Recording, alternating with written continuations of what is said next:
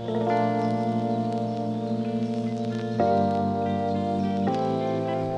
am AJ Springer, and I'm joined by my co-host Noah Vieira, and this is Talking Providence. Self-improvement, real time, as someone might describe it.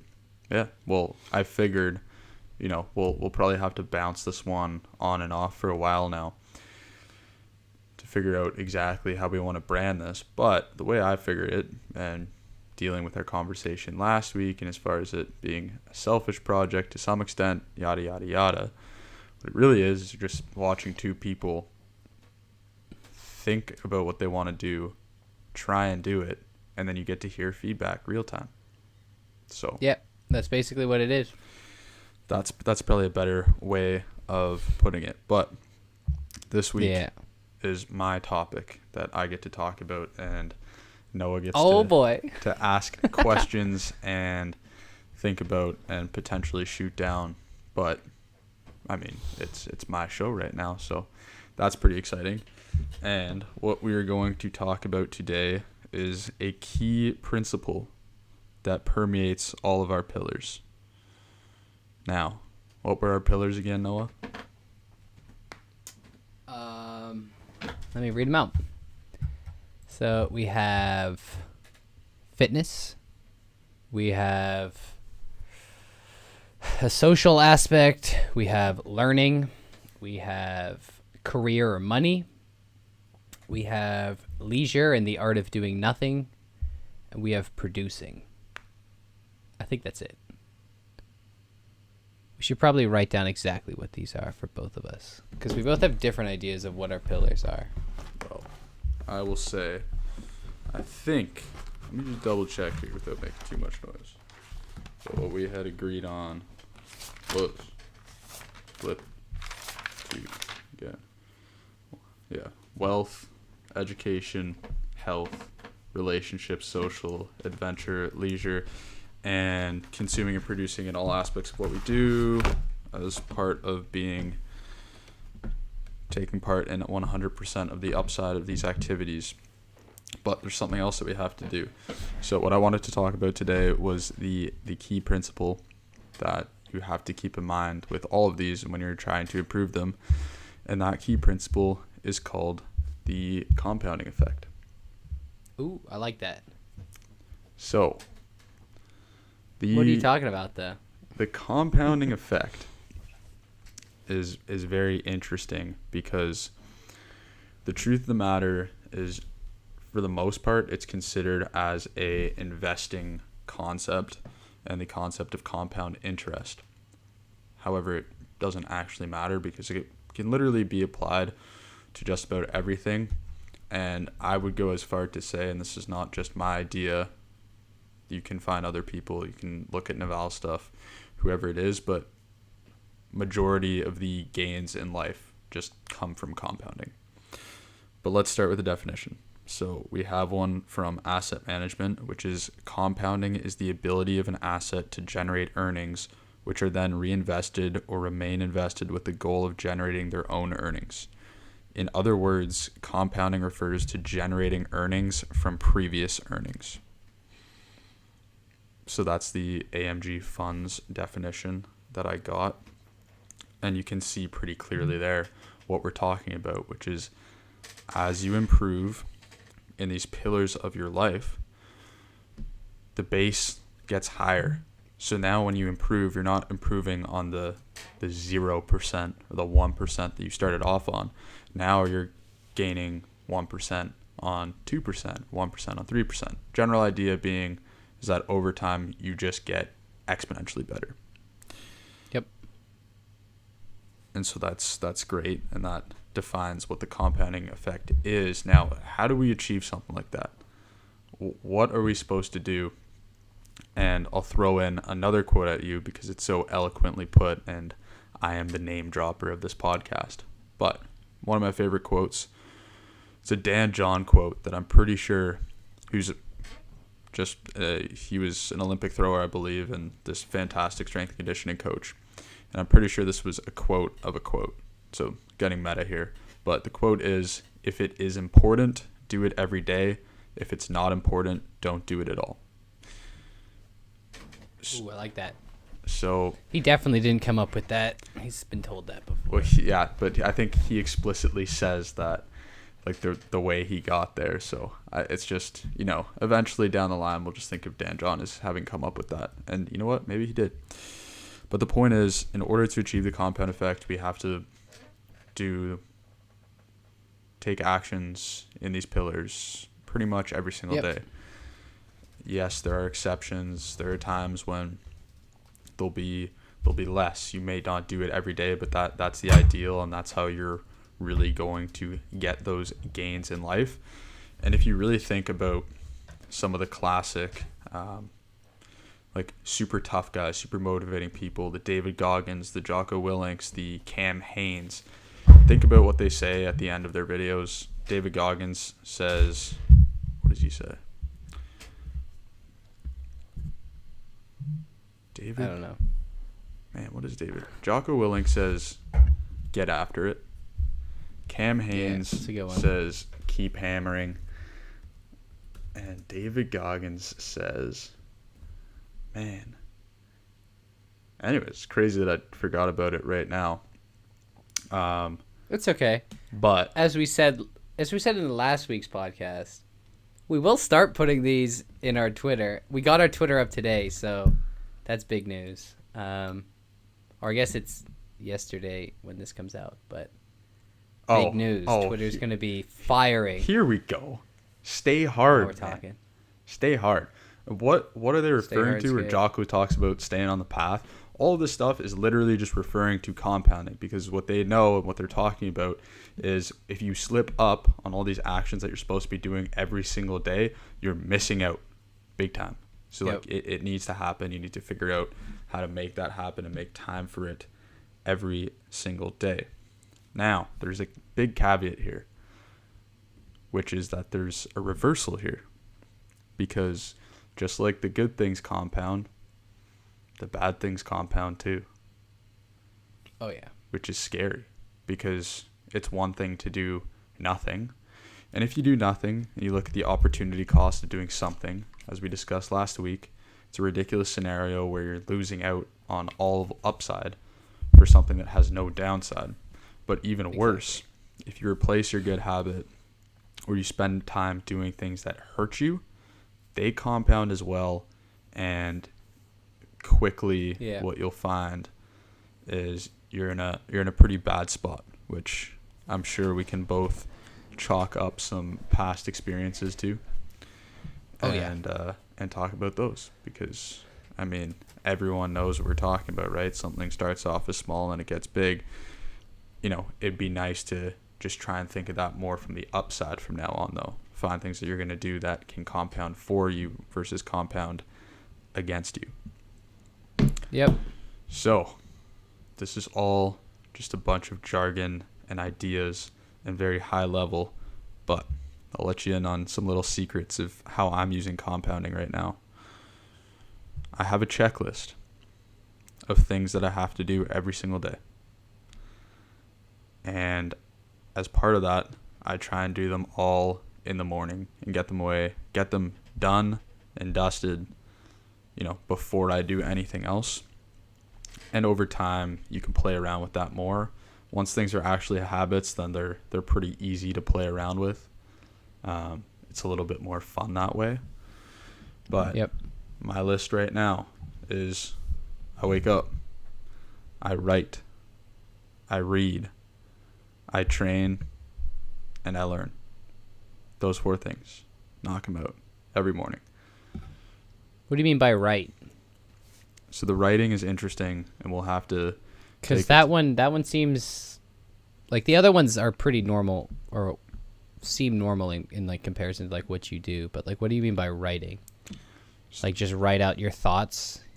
So the writing is an interesting one, and it's taken different forms over the years, but for now it's sort of just like a vague journal of what did you do yesterday, what are you going to do today, cool. And what are you looking forward to, what are you working on, maybe some gratefulness in there. But the point is that it's all like self-reflection, right? So there's no structure. It doesn't matter. Sometimes I write one way, sometimes I write another way. The point is that I know that people before me and people right now who are way smarter than me and in way better positions than me and are they way write. more they write. So guess what I do? I write. That's what I do. I have to. I like that. I don't know It's why. definitely it's a new feature. I think I'll try and add that into my schedule, which doesn't exist at the moment. It's just get up and work. Which is a nice segue into the reading part. So what am I reading right now? I've got 2 books on the go. One is called, I have it right here so I can just look. It's The Art and Business of Online Writing by Nicholas Cole, who started off, he was writing on Quora. It's like answers to people's questions and stuff, and then ended up going viral. I know what Quora is. Became like a proper magazine writer, and then that developed into him starting his own ghostwriting agency with one of his buddies. That's pretty cool. He made a ridiculous amount of money, and now he's taken what he learned and he's got other people learning how to write online, such as, well, myself, as my camera starts freaking out here. Lovely. So there's that. Cool. And, yeah, mine did that like 5 minutes ago. It was wild. And then I have another book on the go, which is Joel, I think it's Greenblatt. Is that the right name? We'll have to Google search this right now. It's Joel Greenblatt. You can be a stock market genius. Or The Little Book. Yeah, it's the little book that beats the market. Which is a great book on value investing, and he says something fun in there too, but related back to the writing and why you write. But essentially, we're going through a part, and he's asking, well, if a business is up $60 a share or $30 a share in a year, how do you know if it goes up or down? How do you know what's the right price or what's not the right price or whatever? And the answer he gave was, who knows and who cares, right? Which is a good response to a lot of questions, which we talked about before. Yeah. Sometimes it just doesn't matter. You just do it. So it's the same thing with reading. There's no rituals around special types of reading. Sometimes I take notes. Sometimes I don't take notes. Currently, yep. I am working on some key takeaways from books, but the point is that this is something I'm reminding myself.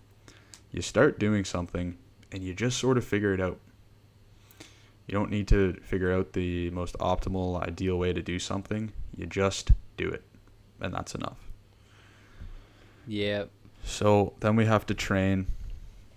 The reason I don't train first thing is just because it's a little easier to ease into the day with 20, 30 minutes of your reading and writing. That can extend up to whenever it is, depending on what you have to do. Then you have to train. Right now, for me, I have my more important session in the afternoon.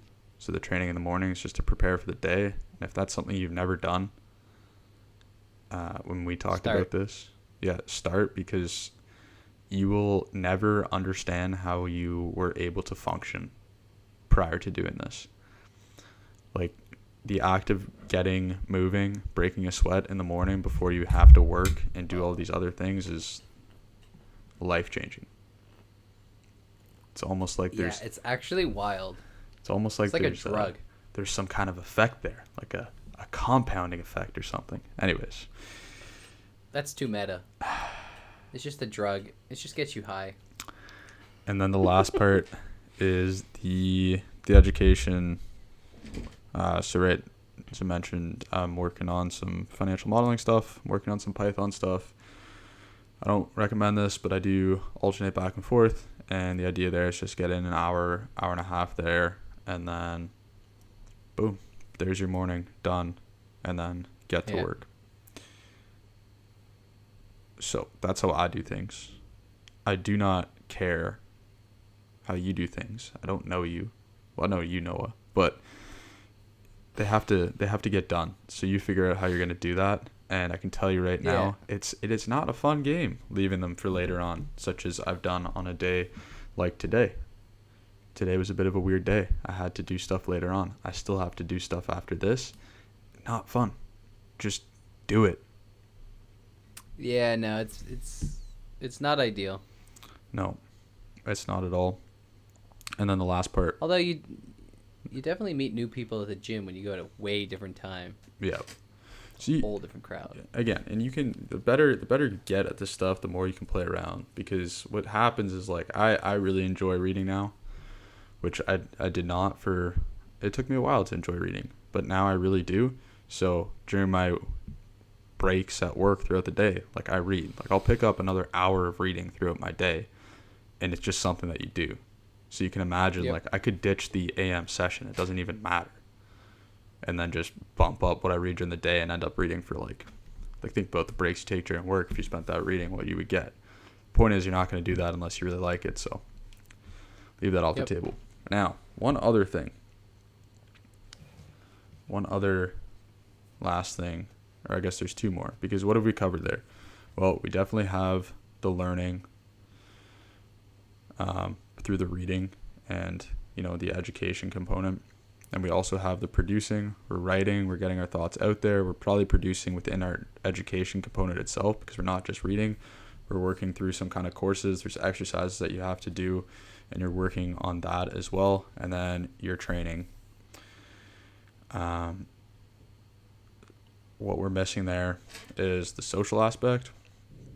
We're missing our relationship, that is that aspect. We're missing the social relationships aspect, and we're also missing our solitude aspect. Yeah, doing nothing. Now, there is some degree of that, just because what you will find, because there's something else there, which is waking up early in the morning, because good luck trying to get those things done otherwise. And again, there's levels here. You don't have to try and do this all at once, and that's not recommended, and it doesn't work that way. But just the act of getting up early in the morning does play into that art of doing nothing / relaxation thing, because you're not going to see anyone. It's your time. You can choose how to get through these things however you want. Some people listen to music, some people don't, but it's going to be time with yourself. However, to get full advantage of that, there's one thing that I've been incorporating, which is every single day I go for a walk without headphones, like a psychopath. Yeah. And No, it's good. that is my daily compounding effect, art of doing nothing. Because what you'll find is when you do that, is weird stuff comes up. Strange stuff. The stuff you wouldn't even imagine just comes up in your head when you actually take the chance to unplug and you have this time to yourself. Okay? And B, you get to look around and see things that you've never noticed before. There's that sensory deprivation thing, when you're really trying to focus on driving and you say, hey, turn the volume down. Yeah. Same thing happens when you're out and about. You can observe people. You can look around, see buildings, whatever it is. Explore your area. That has to be there every single day, and it gives you a chance to unplug from all of the screens and Bluetooth and phone. Yeah, don't bring your phone. Just leave your phone at home, okay? You're not that important. What's the worst that happens? You're not that important. You just aren't. Yeah. Or book it off. Figure it out. It's not a mean thing to say. It's just, something you have to understand, right? And if you're trying to take this walk during a time where people need to reach you, just walk at a different time. You could go. It's 9. We got 9:53 Eastern right now. Walk at night. That's gonna help you. No one's bothering you at 11 p.m. or walk first thing in the morning. I don't care. And then the last one, which is easy, is you have to talk to one person minimum. Family, friend. I don't care who it is. Roommate? Roommate might be a little bit of low-hanging fruit. However, there's different ways of interacting with your roommate, right? Me and my roommate sometimes will have an hour, 2-hour conversation. And obviously, as far as a relationship social thing goes there, and just to get more fun, because we can never look at these things in isolation. We're doing ourselves a disservice if we do. The amount of learning and producing and consuming that you get from a conversation like that, well, let's just say there's a lot of value there. Yep. I mean, that's what we're doing now, right? It's exactly what we're doing. Because you definitely get different thoughts from different people, especially people that you're constantly having deep discussion with. Because, like, if I asked you how you're doing right now, like, obviously it's not an ideal situation for you to give me your whole life story and what's wrong with you. But, like, you know, generally you get, oh yeah, it's fine, life's good, or, you know, it was an okay day. But, like, nobody ever gives, like, a deep discussion about what their thoughts are on their next steps, their progression. And it's always just very fluff. You know what I mean? Oh, yeah. I hear you loud and clear. And that becomes a huge disservice, right? Because how do you learn how to have a conversation like that without having those conversations? You got to practice that. You got to learn how to do that. And the only way to do that is to sit there for 2 hours and learn how to have a conversation that you both are interested in for the whole time. Yeah, there's our beautiful catch-22 is where, you know, there's a lot of these things that we're talking about. Can overanalyze them all you want, but at the end of the day, like, you just have to do it. Do it for a while. Suck at it. Be terrible. I mean, I'm in sales right now. Been in sales for like 2 weeks. I still suck, but it's fine because I know, based off of everything else that I've done, given enough time, you just get better. You do. Yeah, it took me 4 weeks to make one sale, which is not even closed, but yeah. But at the same time, I'm also not discouraged by, you know, having a bad couple weeks where it just wasn't, where the pennies just weren't dropping. You know what I mean? Because you have to kind of perfect it, and not even perfect it, but like you have to learn what you're trying to say and like what works and what doesn't work and what people want to hear. And you don't know that by, you know, thinking about it. You know that by acting upon it and doing our last one, which is producing. You have to think about what you want to say and then go and say it and then see what people said about it. If they had great response, then it's like, all right, well, I'll keep using that kind of train of thought. If they didn't, then it's like, all right, well, let's figure out what works. You know what I mean? Yep. And that's one of those things where it just builds, right? It's compounding, because then the next time it's, you know what worked and you add something else. And if that didn't work, all right, well, we know that this worked and we try something else. And then we now have an even better opening. We're more confident going in. And the next time it's like we're more confident. We know our stuff. And the longer you're surrounded, because like whatever you're selling, it's a product or a service, the longer you're talking about it and the more you have to talk about it and explain it and answer different questions, the more you're going to know about it and the more confident you are talking about it. Yes, which sir. is an interesting point, right? You know, so well, like, yeah, that's it's crazy. It's crazy how this compounding thing works, right? You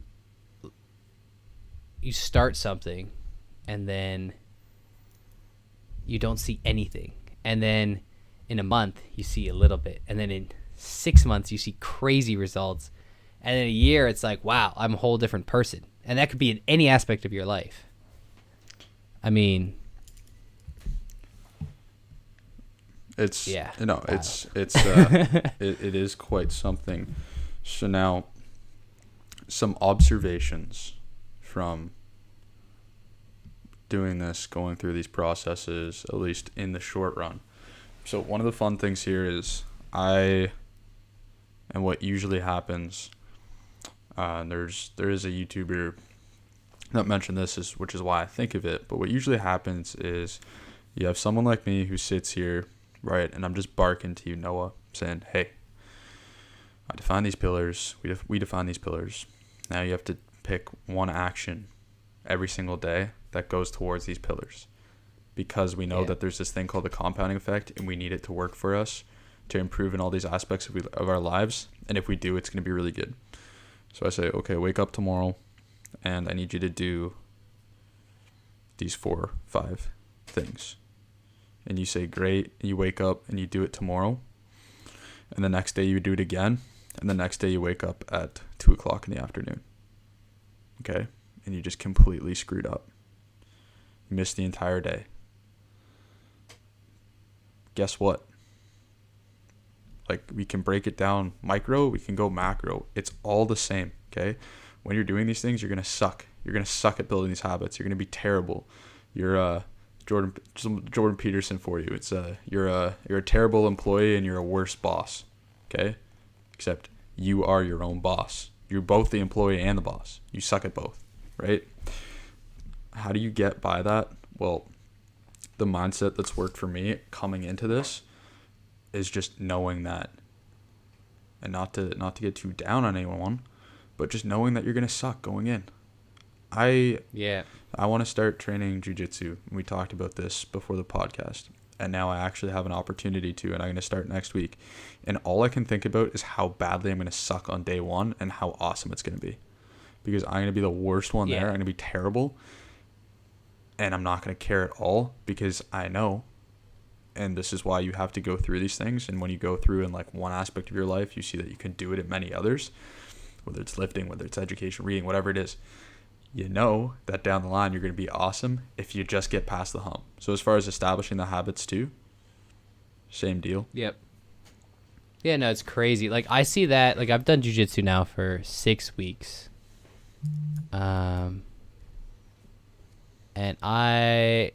other than a week they took off around Christmas, so I guess maybe it's 7 weeks now. Maybe it's 6. I don't know. Either way, I haven't missed a single class. Don't plan on ever missing a class. But it's crazy how the compounding effect works, because everything that you're taught within like a week or 2 weeks is like built on what we're building something.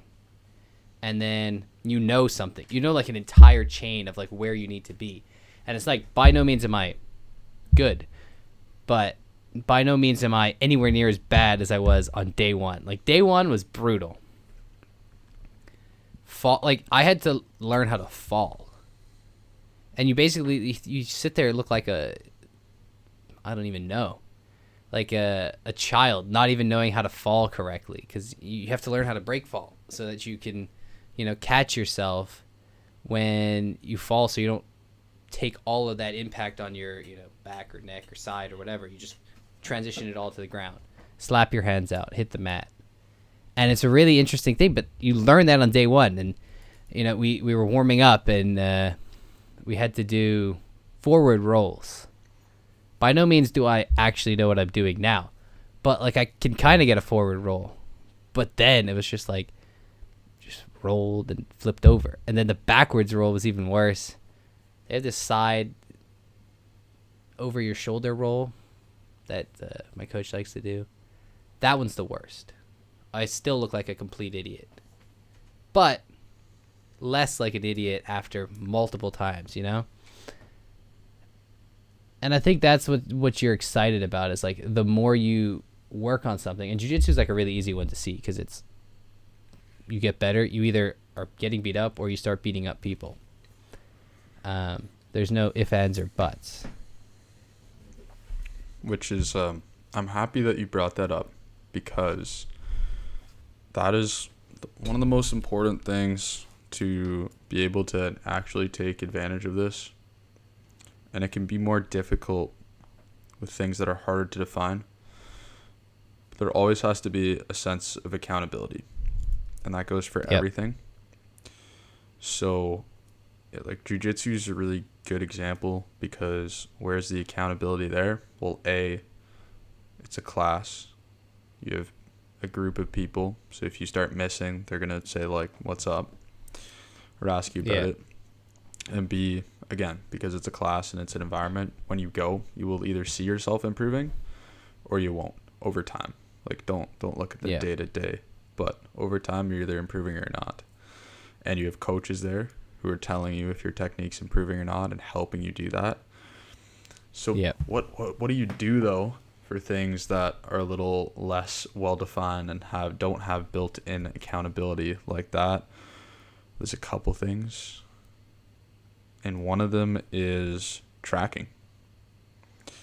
So, like, what does that mean? Well, it'd literally be, there's different ways of doing this. If, like, weight loss is your goal, you want to be accountable to that. One, buy a scale, track your weight every single day.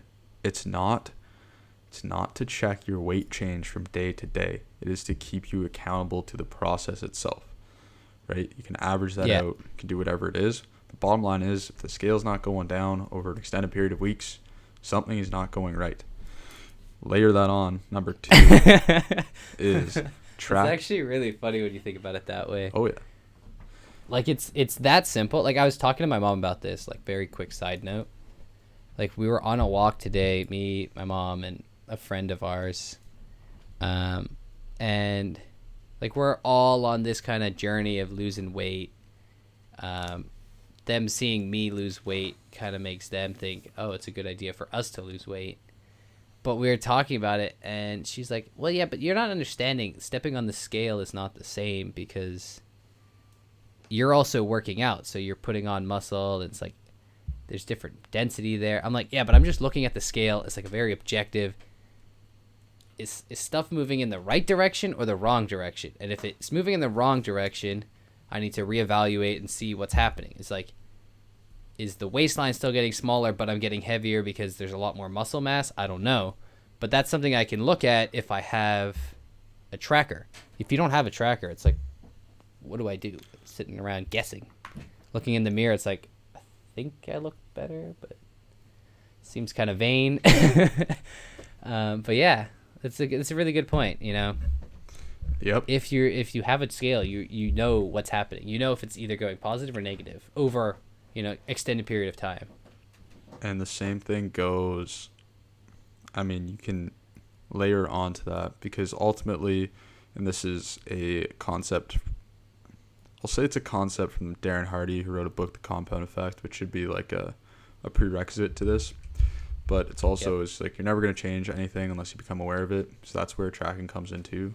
So if you're looking at, like, let's say you're tracking your weight, right?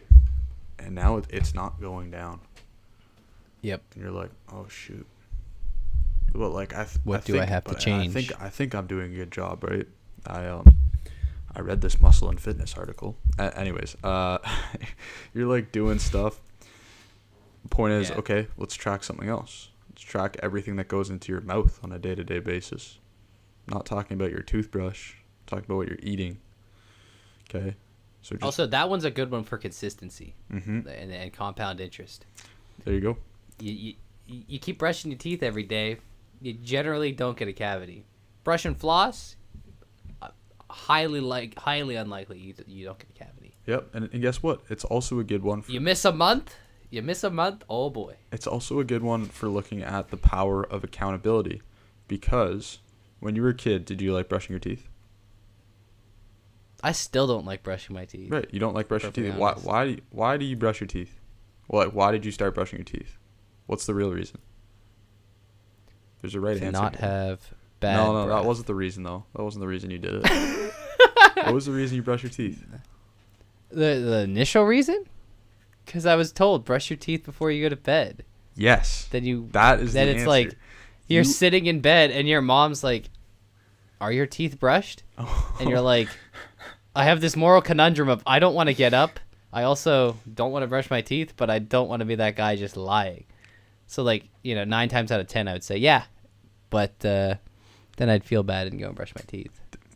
That is 100% why. And you know what that is? That's accountability right there. And so you can see with enough accountability, you can overcome obstacles to the point where you will brush your teeth no matter what. And it's something you don't even like doing, and you still do it. You know, maybe not Question like is, the act, why don't we like doing it? but like you like to, you know, now you begin to like the things that it does for you and all of that, and keep your clean and have a nice smelling breath and all that stuff.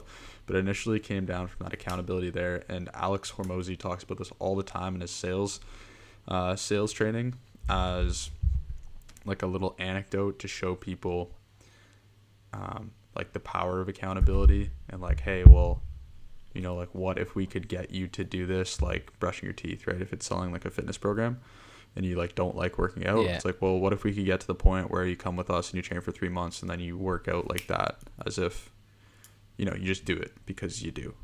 Would that fix your Yep. problem? The person's like, yeah, for sure. So there's that one. Track your food too.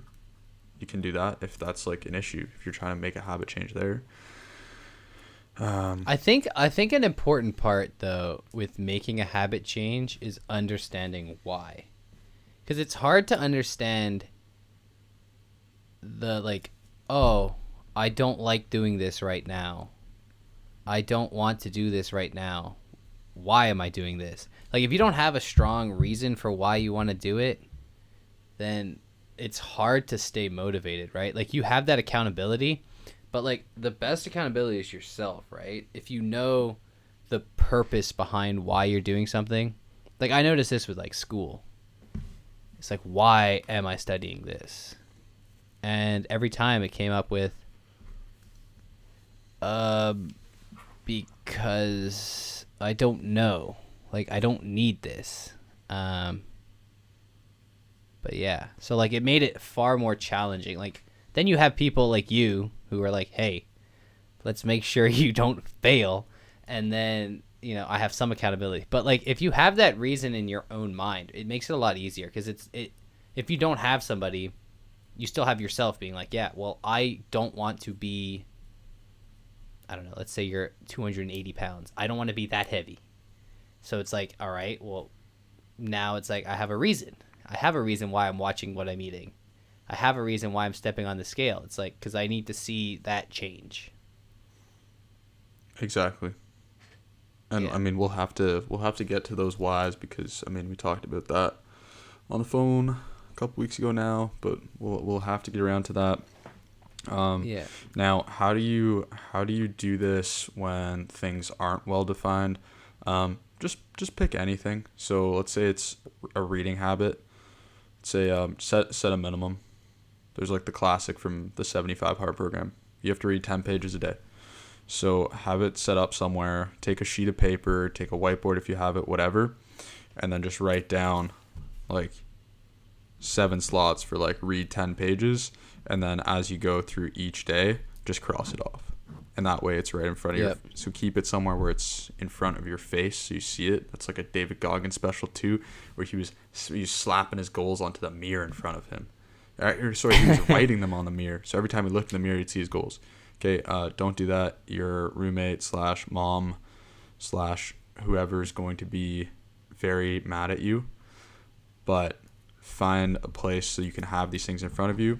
And if it's something like something involved with like subtraction rather than addition, rather than keeping track that way, just keep track by crossing things off. Have a checklist. Do what I do. I wish I could remember this, but Logan Paul, obviously controversial or whatever, but he had this really good thing where when he was living in this one apartment, he wrote this quote and he put it above, like, something he wanted to do like every day when he left the house. Is like, I can't remember what it was, but basically it was on his mantle, so every time he left, he saw it.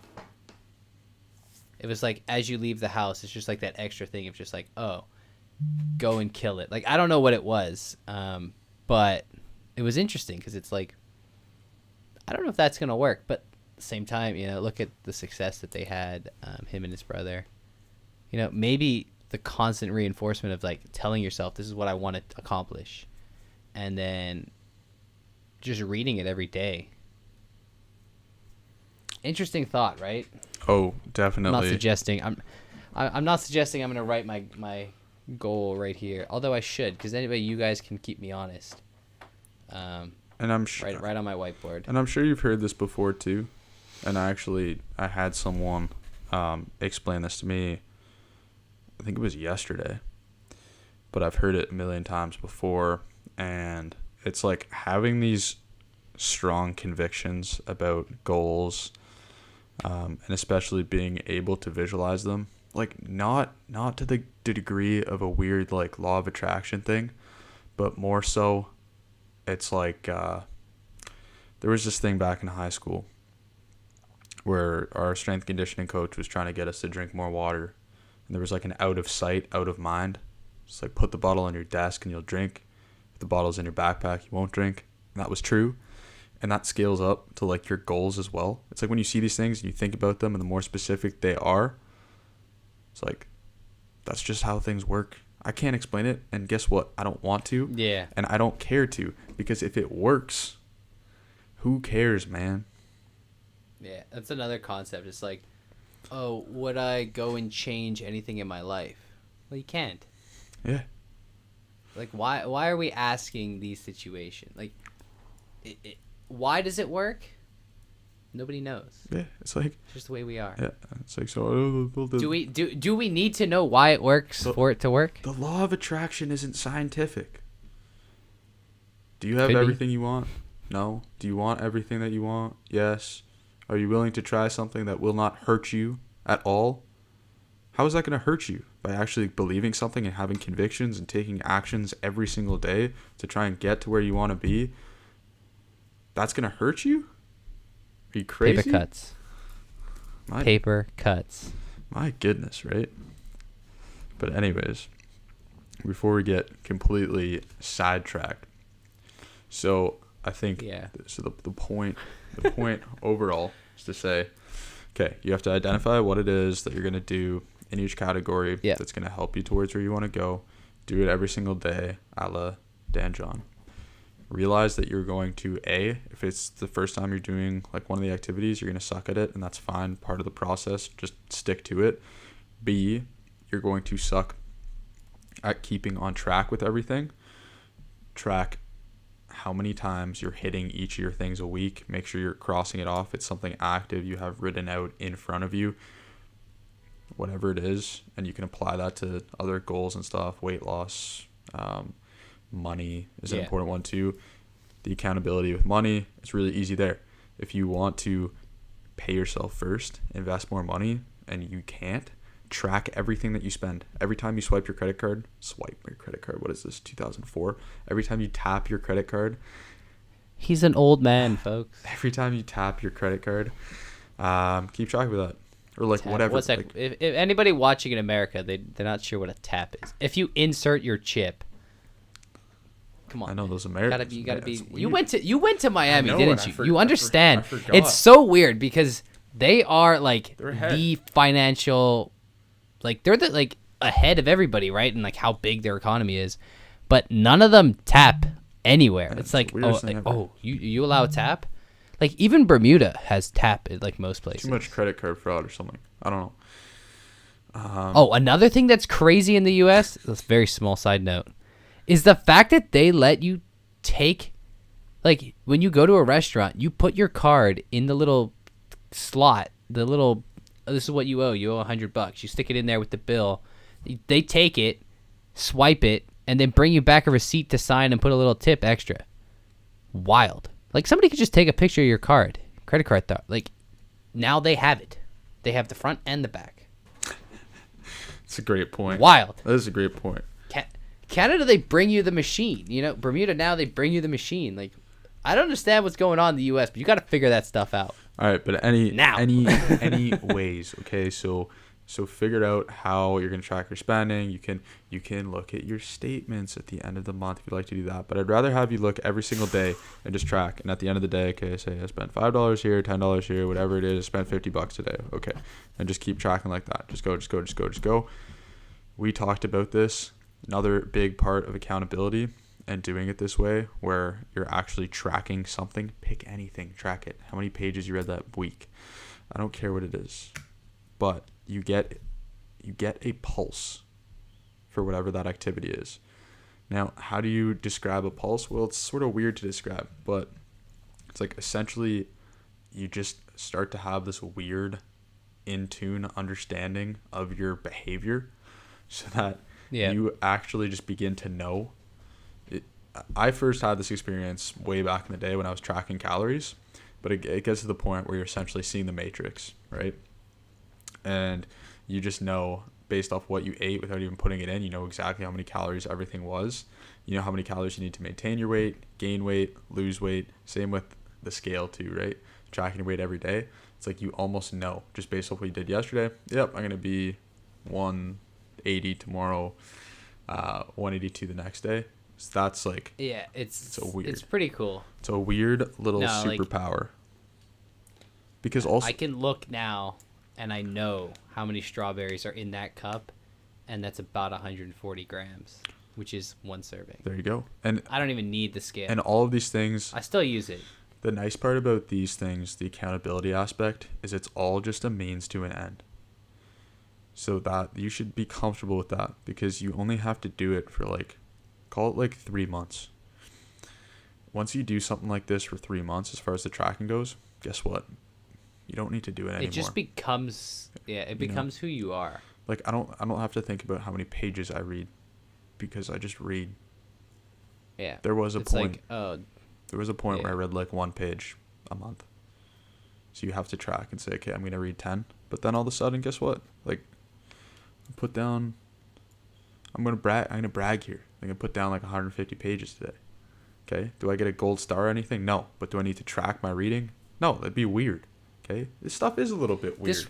Get over it. This one weird kid at camp, I couldn't even tell you his name. I just remember him being weird. But we were talking about goals for the year or whatever. And this kid wrote to spend less time reading. I want to read less than 300 books this year. And I was like, what? I was like, I might want to read 1 book this year. And this kid was just like, yeah, because I should probably be out meeting people and doing stuff more, and just not have my head in a book reading 2 books a day some days.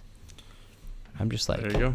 Man, I don't know what to say. Nice problem to have. Either this guy's reading really short books, or he's really just reading a lot.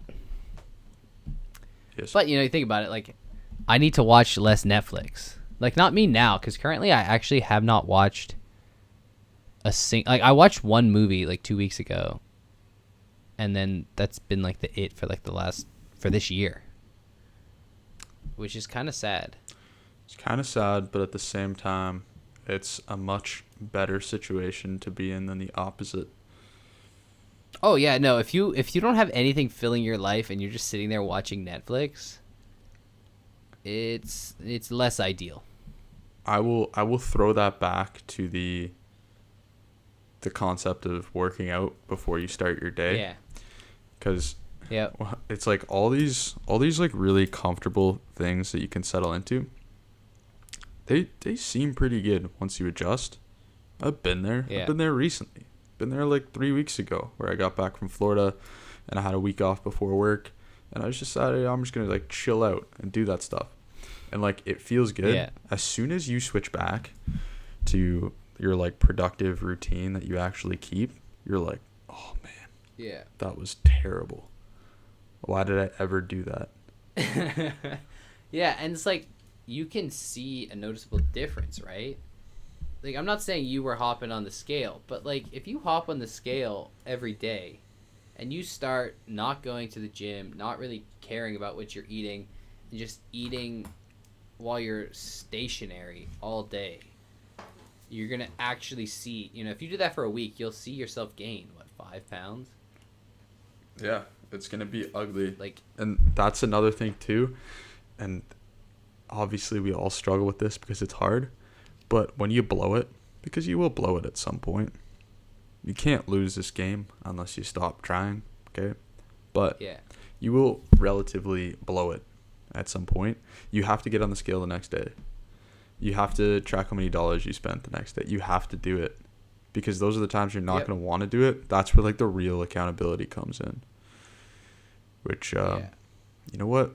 Like Sucks. I'll be probably 194 tomorrow. And tomorrow night it's my buddy Jacob's like birthday weekend celebration, and I was like, I will give you 12 hours where I like cut out of my regular life, and we'll just do whatever. We're going for dinner, we're drinking at my house after, Yeah, man. and then Do it. we're going to breakfast in the morning. And it's like 12 hours.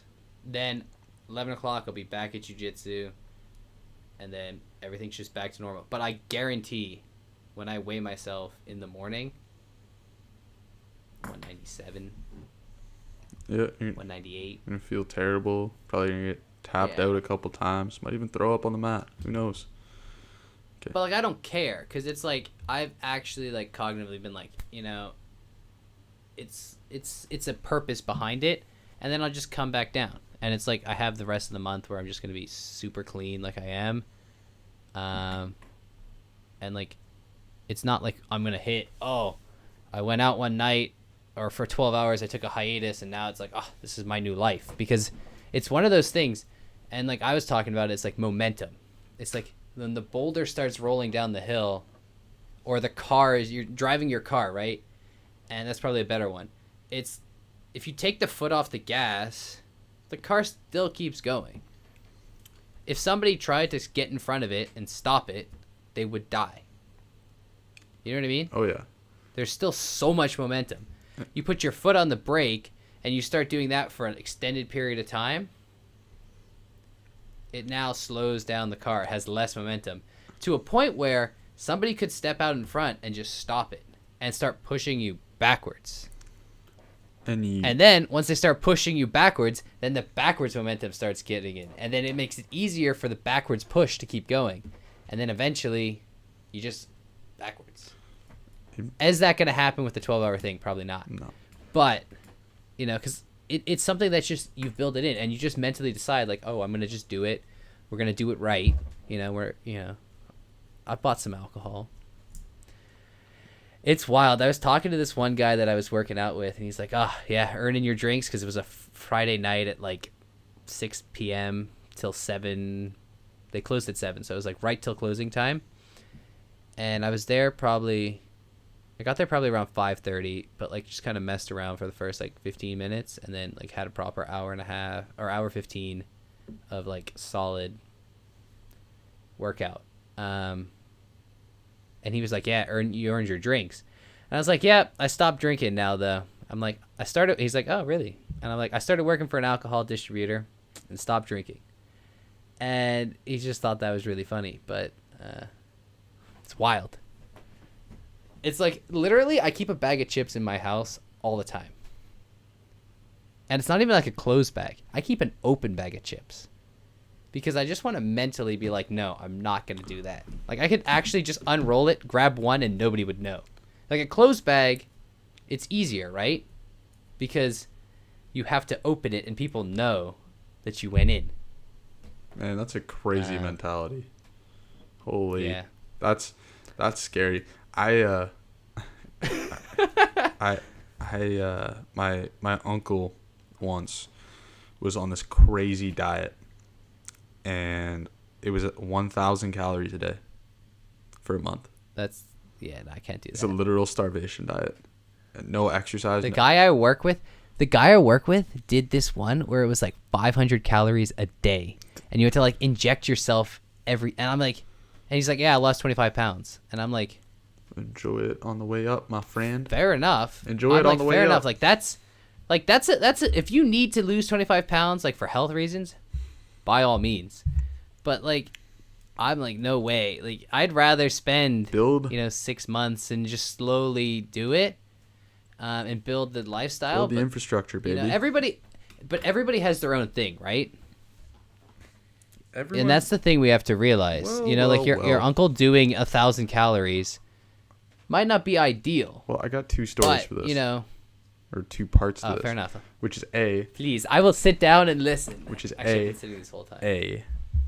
He was on this diet, and it was basically like breakfast was like an egg A grapefruit. Yeah, like an egg and a piece of fruit. But the lunch, this is what Yeah. killed me. So the lunch was a salad with some like white vinegar or something. It's disgusting. And like 4 ounces of chicken. To And be perfectly honest, I eat my salads with balsamic vinegar now. No well, dressing. you couldn't even just have a little bit of balsamic. splash of You couldn't vinegar. even have balsamic. Yeah, it was like white. Also- It was disgusting. It was terrible. Health tip: if you want a really good dressing, you take an avocado and balsamic vinegar and you just kind of whip it together, and then you pour that over your salad, and it's like really next level. Yeah. Because it's like you get the creaminess of the avocado, but it's like still relatively healthy, and then you get a little bit of the tang from that balsamic vinegar. Wait. But anyway, back to your story. So the thing is that he went to the same restaurant every single day for his lunch, and this restaurant had like the best bread ever. So the bread was amazing there.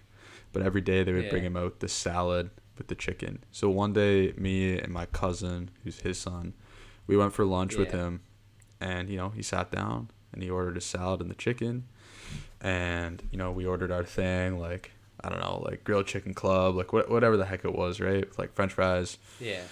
And the waitress was like, should I bring out some bread for the table? Me and my cousin were like, no, like our uncle's on a diet, like you can't bring that out. And he said, no, bring it. I just want to smell it. I could totally agree with, like, that makes total sense to me. Man, it was like psychotic, and he lost like 20, 25 pounds, and then proceeded to just put it back on plus some. That's what you get if you don't take you want to cheat the compounding process. You want to do it. You want to cheat it. You want to skip out on the building the infrastructure that's able to handle the results you get. Fine, do it, man. Yeah. Gain it all back. I don't care. It's not my fault. One day. I think. Yeah. Can't get ahead. I have no idea if this is a true statistic. I don't even know if I'm quoting the statistic right. I probably shouldn't even quote it because it's a waste of time for everybody. But it was like, I think like something like 70% of people who lose weight will gain it back within a year, and 90% will gain it back within 2 years. Like when you just do severe diets. Yeah. Because Now, none of that is factually true that I can verify, but at the same time, it also might be true. So keep that in mind.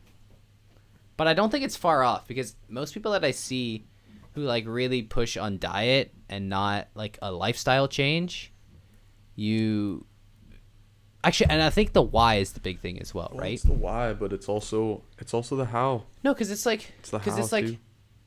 well, the how is definitely, but like why? Like why do I? Is it just like a vanity thing? Like I don't want to be fat right now. All right, right now, or in like, and then why am I doing it this way? And it's like, because this is easy, I just don't eat this and I'll lose all this weight really quick. All right, fine. But then what's gonna happen when you get to your goal, or what is your goal? Like, my favorite thing is, I like to say less or more, because that's something you taught me. And then another thing is, anytime somebody asks me a question like, well, what's your plan with this? And I always say, well, how long's a piece of string? Like, that's something I stole from my like grade 8 history teacher. Man. I asked her, well, how long does this paper need to be? And she looked right at me and was just like, how long's a piece of string? And I was like, I don't know. She's like, as long as it needs to be. If it answers the question in 200 words, fully answers the question in 200 words, then that's how long it needs to be. She's like, I don't think you can do it in 200 words, but, I'm pretty sure I wrote like 1,000-word paper, which to me was like so long, because I was like, oh, well, she's basically telling me write a long paper that answers the question, but she didn't want to say it. But yeah, that was wild. So now I use that string analogy all the time because it's so funny as well. Oh yeah, there's we talk about false objections a lot in in Yeah. sales, right? Someone picks up the phone, says, "Oh, I'm not interested." It's like they don't even know what you're talking about yet. How can you not be interested already, right? And you just plow through Yeah. them. Same. Like there's so many questions that people will ask you, or questions that Yeah. will come up yourself when you're thinking about doing something. Oh, how do how do I do more pull-ups? This is remember when we did this, we talked about We this, did this we for walked, we did this for hours, man. but like we walked like up to that Provigo on Park and just like made this loop. We went on like a 3-hour walk where we just talked about things, and it was like spur of the moment. I was like, hey, what are you doing? And you're like, let's go outside. And then it was like 3.5 hours later, and we went to some like, remember we went to that like really cool store? But like, yeah, it was so much fun. Like, how do I do more pull-ups? Do more You pull-ups. do more pull-ups. How do like you can ask the question like, I want to be able to do a pull-up. What are like incremental things I can do, because right now I can't do a pull-up, and then you can get an actionable plan. But it's like, if I can do a pull-up, how do I do more? You just do them. And that's It's like, oh, I can't lift myself. It's like, well, just do negatives. that's the right thing to do. Is the answer will come down to the level of the question. So if you ask a really broad question that is kind of meaningless, expect the meaningless answer too. It's like, yeah, like of course I do more pull-ups. But it's like, well, what did you ask, man? What did you ask? All right, Yeah. we should recap a little bit here. Oh, this is a lot.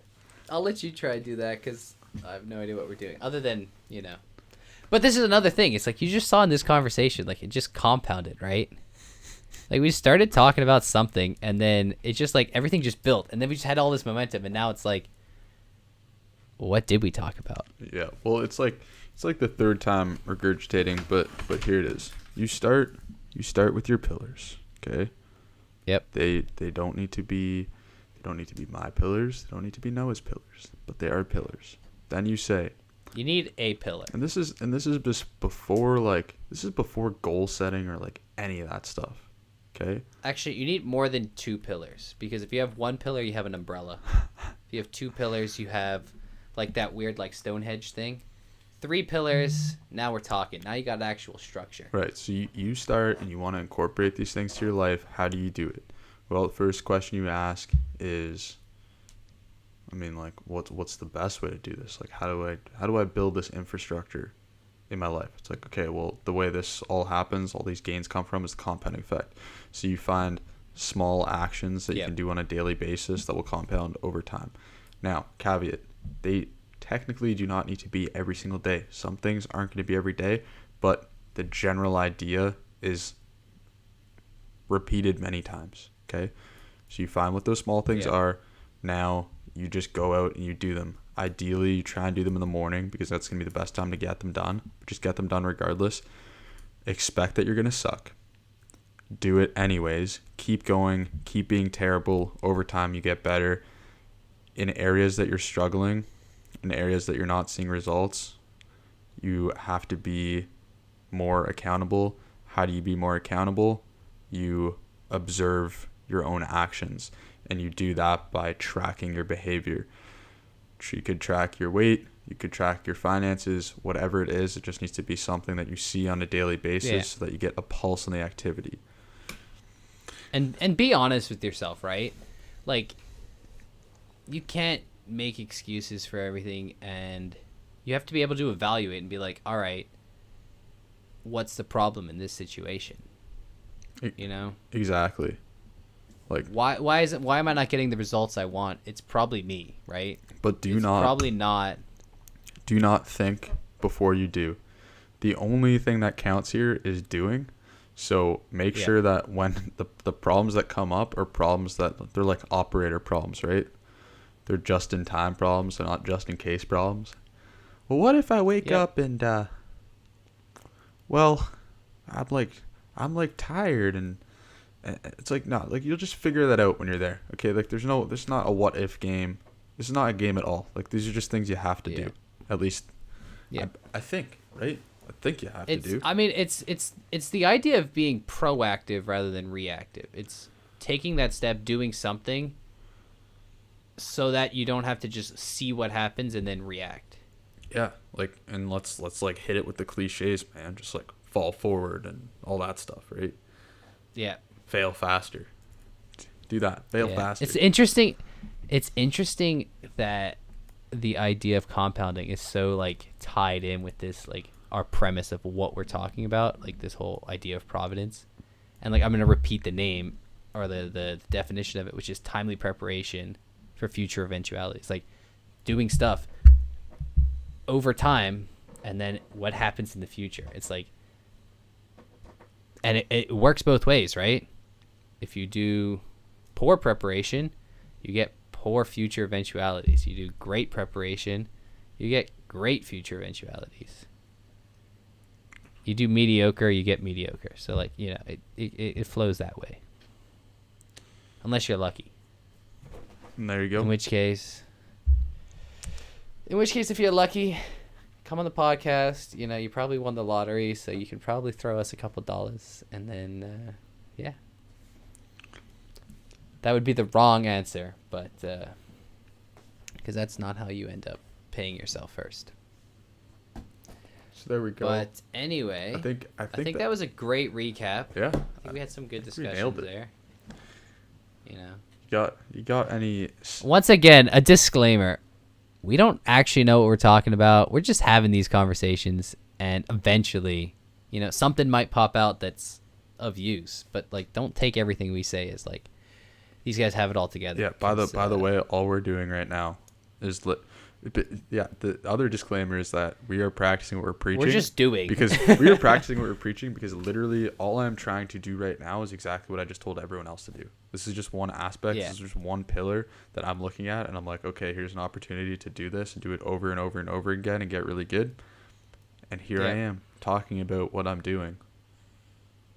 Weird. Yeah. No, it's great.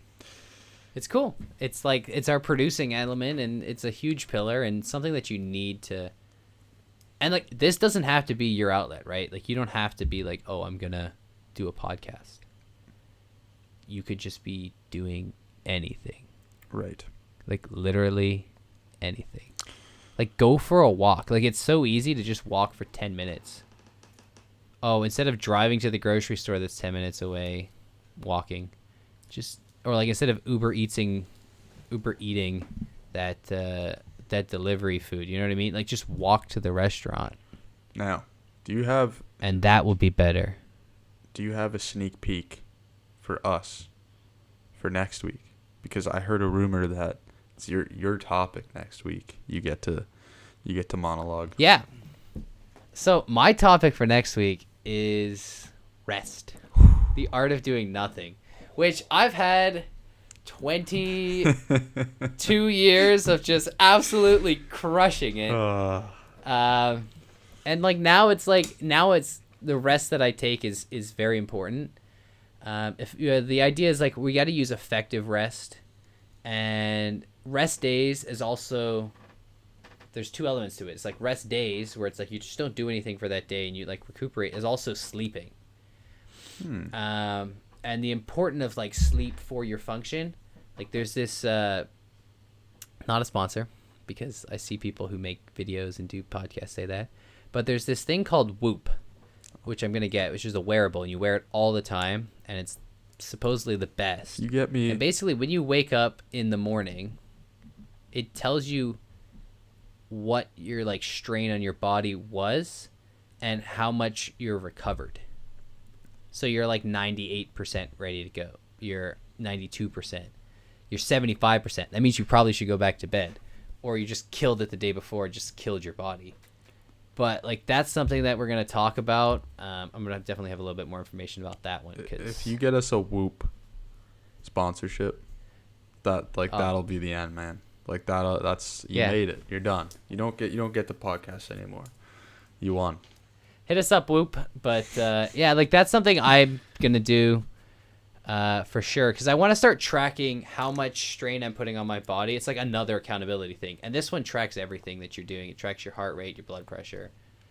It's pretty cool stuff. But like that's an accountability aspect, but that's also a huge element of rest, is knowing how to rest and when you need to be resting. Like Thursday's a huge day for me, so it's like Friday should be maybe a rest day or like more relaxed. But you know, like you got to work it in, right? You got to figure out what your schedule looks like, and maybe you need 2 rest days. But like that's something we're gonna talk about, and I think it's gonna be interesting. And I think AJ is gonna have some really good insight on it because that's his. He's been working out for a long time, and he understands the concept of rest. Yeah, there you go. And it'll tie in nicely because, I mean, you've got... Yeah, we talked a lot about working out today, so, you know. There we go. Well, we'll see what happens. Mr. Vieira, it's been a pleasure. Yeah, I think it's been a very productive hour and so many minutes. I think we'll call it a night. Say so. And I'll see you next week Friday. Yes, sir. I will see you then. Have a good one. See ya.